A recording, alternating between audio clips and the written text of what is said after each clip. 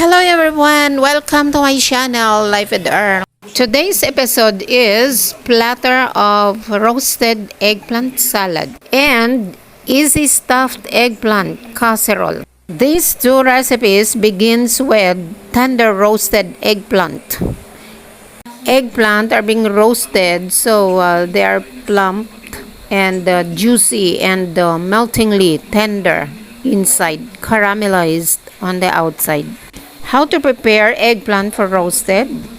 Prick eggplant several times with the tip of a knife or the 2 times fork or the fork itself. Broil 3 to 4 inches from heat, turning occasionally. Then if it is already soft and charred all over about 30 minutes.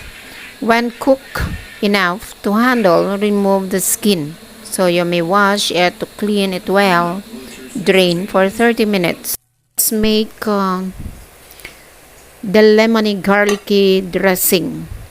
It's meaty, it's satisfying, it's interesting, and it keeps well. It's downright tasty, of course. Dressing is another stuff that goes into the eggplant salad. The garlic, lemon, salt, and pepper, vinegar, oil, dressing to make it with substance, to have some sort of little treat. Eggplant really is one of the best vegetables in the world to roast, either in live charcoal, burner, or in an oven. Combine them together, the roasted peppers, onions, garlic, and tomatoes. You have a winner of a salad. For a heck of a lot less ingredients, they are all normal things, and you won't just make this once and be exhausted.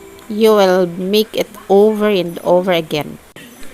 Here is now platter of roasted eggplants ready to be served. Right, for the next recipe is the stuffed vegetarian eggplant. This easy stuffed eggplant recipe begins with tender roasted eggplant again, divided or halves, filled with a simple vegan stuffing like tomatoes, fresh herbs, including tokwa. After peeling off the black skin, wash them well in clean, cold water. Drain and arrange them well on a platter. Divide into halves, ready for stuffing. 3 pieces of eggplant will be enough for 1 casserole already. Meanwhile, prepare the ingredients for stuffing.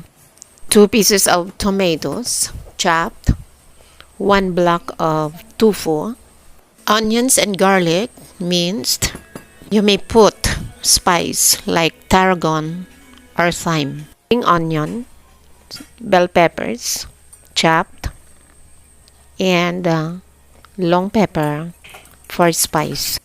Prepare also beaten eggs, at least 3 to 4 pieces, with salt and pepper. Set aside allspice, cumin powder, oyster sauce, and sugar to balance all the flavor. At this moment, bring all the ingredients all together with all the spices and flavorings. Mix them well. Add paprika, soy sauce, patis, sweet chili powder. The eggplant and the stuffing both take on a bit of the spice mixtures. Divide the eggplant into halves and flatten it using your fork. Tap all the prepared ingredients over it.